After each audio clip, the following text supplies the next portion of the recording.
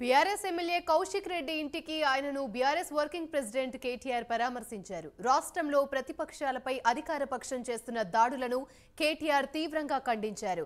కౌశిక్ రెడ్డి ఏం తప్పు మాట్లాడారని దాడి చేశారని నిలదీశారు. పట్టపగలే ఎమ్మెల్యేపై హత్యాయత్నమా? ఎటుపోతుంది మన రాష్ట్రం?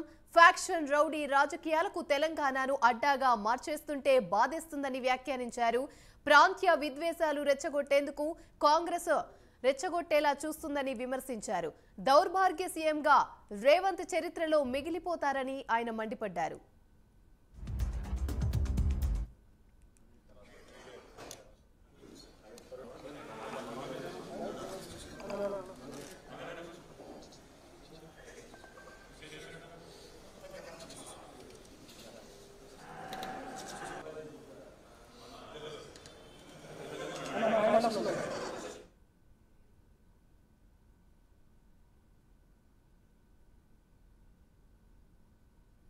మా పార్టీ తరఫున మాట్లాడిన నాయకులు ఎవరు కూడా ఆయన మాట్లాడినంత అసహ్యంగా అంత చండాలంగా ఎవరు కూడా మాట్లాడలేదు. సరే, పార్టీ మారినరా లేదా అనే చర్చ ఒకవైపు జరుగుతూనే ఉంటే ఇంకోవైపు చాలా దారుణంగా స్పీకర్ కార్యాలయం నుంచి ఏ రోజైతే హైకోర్టు తీర్పు వచ్చిందో పార్టీ ఫిరాయింపుల మీద, అదే రోజు సభా సాంప్రదాయాలన్నింటినీ తుంగలో దొక్కుతూ పార్టీ మారినా అని బాహాటంగా ప్రకటించిన శేర్లింగంపల్లి ఎమ్మెల్యే ఆరికపూడి గాంధీని పీఏసీ చైర్మన్ గా నియమిస్తూ మరి ఒక తీర్పు కాదు, ఒక ఆర్డర్ స్పీకర్ కార్యాలయం నుంచి, అసెంబ్లీ సెక్రటరియట్ నుంచి వచ్చింది. హైదరాబాద్ లో శాంతి భద్రతలను కంట్రోల్ చేయలేని దౌర్భాగ్యపు ముఖ్యమంత్రి ఇవాళ ఒక ఎమ్మెల్యే ఇంటి మీదికి మాత్రం గూండాలను పోలీసులు ఎస్కాటించి పంపిన ఒక దౌర్భాగ్యపు చరిత్రహీన ముఖ్యమంత్రిగా రేవంత్ రెడ్డి మిగిలిపోతాడు.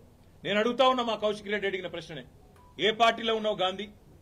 అసలు మీ 10 మంది ఎమ్మెల్యేలు ఎవడైతే పార్టీ మారినరో, ఎవరి ఇంటింటికైతే పోయి ముఖ్యమంత్రి అనేటోడు కండువా కప్పిండో, ఫస్ట్ మీరు ఏ పార్టీలో ఉన్నారో చెప్పండి. ఇలాంటి తలమాసిన ముఖ్యమంత్రులు మస్తుగా వచ్చిండ్రు, మస్తుగా పోయినరు. పెద్ద పెద్దోళ్లతోనూ కొట్లాడినాం, చంద్రబాబుతో కొట్లాడినాం, రాజశేఖర రెడ్డితో కొట్లాడినాం, కిరణ్ కుమార్ రెడ్డితోని, రోషయ్య గారితో, ఎంతో మందితో తలపడ్డాం. నువ్వు వాళ్ళందరికంటే కూడా చాలా చిన్నోడు, ఈ చిట్టినాయుడు, నువ్వు చాలా చిన్నోడవు. నేను మా దగ్గర మా భాషలో చెప్పాలంటే హైదరాబాద్ లో బుల్లబ్బాయి అంటారు నీలాంటి వాళ్ళు. ఇలాంటి బుల్లబ్బాయిలు, చిట్టినాయుళ్ళు చాలా మందిని చూసినాం. ఏం ఫరక్ పడేది కూడా ఏం లేదు, ఏం ఇంటికి కూడా వీకలేవు. కానీ ఏదో పైశాచిక ఆనందం, 4 రోజులు ముఖ్యమంత్రి పదవిలో కూర్చున్నా, నేనేందో పెద్దోడిని అయిపోయినా అనేదో ఎగిరిగిరి పడతా ఉన్నావు. రేవంత్ రెడ్డి గారు అధికారం ఎవరికి శాశ్వతం కాదు. నువ్వు ఒక దుష్ట సాంప్రదాయానికి తెరలేపుతా ఉన్నావు. ఇది తప్పకుండా నిన్ను దహిస్తుంది, నిన్ను వెంటాడుతుంది.